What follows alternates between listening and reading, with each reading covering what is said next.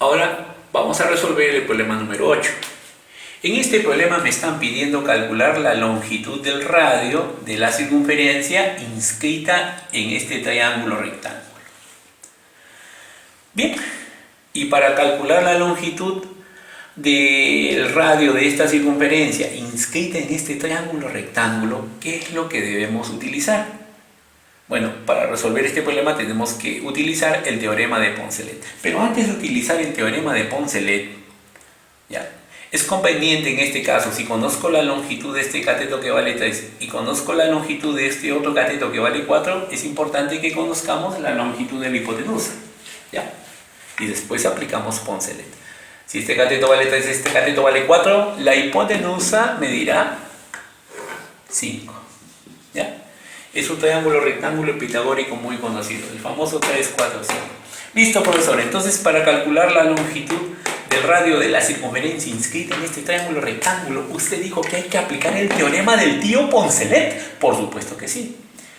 Pero, ¿qué dice el teorema del tío Poncelet? Dice así: en un triángulo rectángulo cualquiera, la suma de las longitudes de sus catetos es igual a la suma de la longitud de la hipotenusa más 2 veces la longitud del radio de la circunferencia inscrita en dicho triángulo rectángulo. ¿Ya? Eso dice el teorema de Poncelet. Adicionalmente, por cierto, este radio que ves aquí se denomina inradio del triángulo rectángulo. Entonces, de acuerdo al teorema del tío Poncelet, decimos así: la suma de los catetos, o la suma de las longitudes de sus catetos, es decir, 3 más 4, es igual a la suma de la longitud de la hipotenusa, que en este caso vale 5, más 2 veces la longitud del inradio. El inradio es el radio de la circunferencia inscrita en el triángulo rectángulo ABC. Esto es facilísimo. X, ¿cuánto vale? La unidad, ¿ya? Ya está. Esa es una aplicación entonces del teorema del tío Poncelet. No se olviden de esta importante propiedad.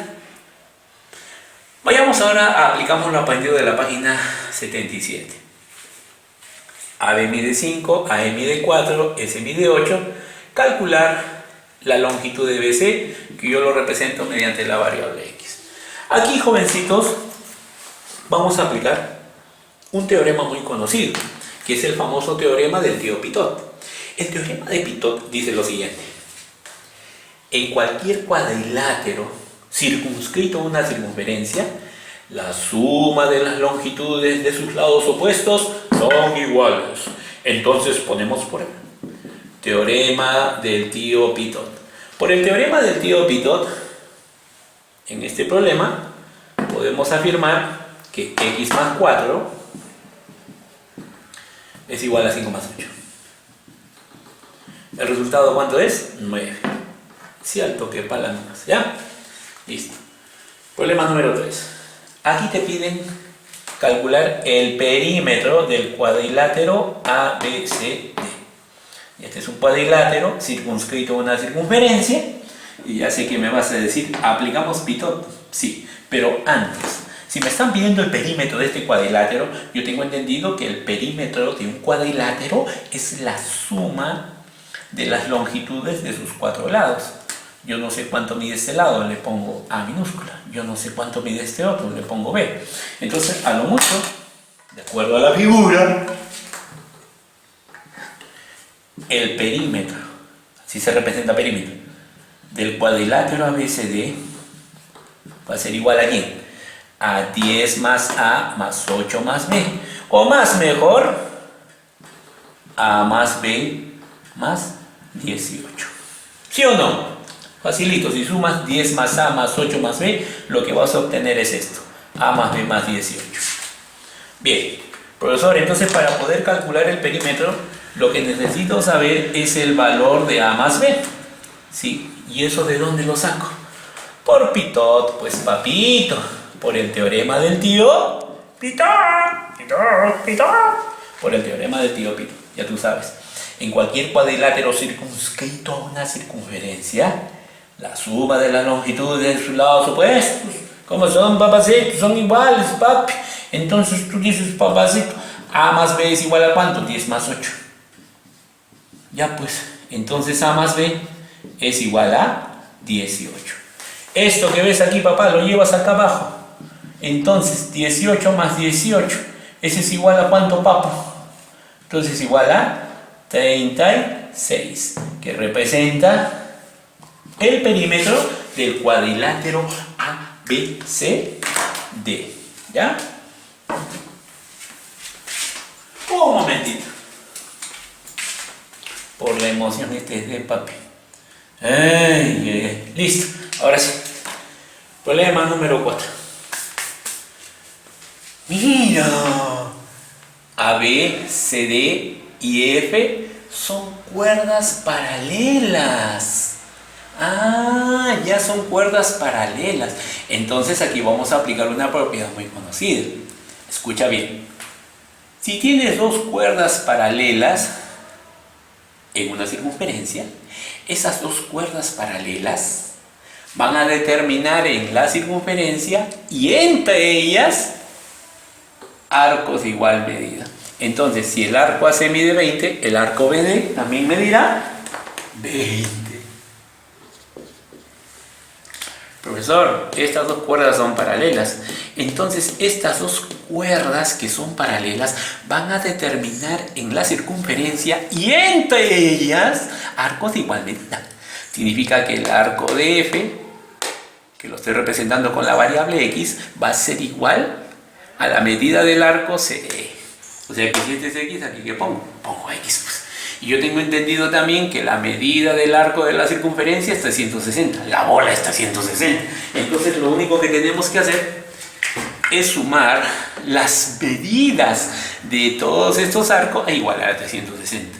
Lo vamos a hacer de esta manera, ¿ya? Primero los numeritos. 20 más 100 más 20 más 130, ¿cuánto me da? A ver, 270. Ahora las variables. Más 12x. Ahí está. ¿Y esto a cuánto lo igualamos? A 360. Recuerda, 270 más 2x representa la suma de las medidas de cada uno de los arcos que observas en la figura. Y eso lo igualamos a 360. El resultado de esto es inmediato. ¿Cuánto vale x? X te va a salir 45 grados sexagesimales. Problema número 7. Me dicen calcular la medida del arco AB. Hijos míos, me dicen que ABCDE es un pentágono equilátero.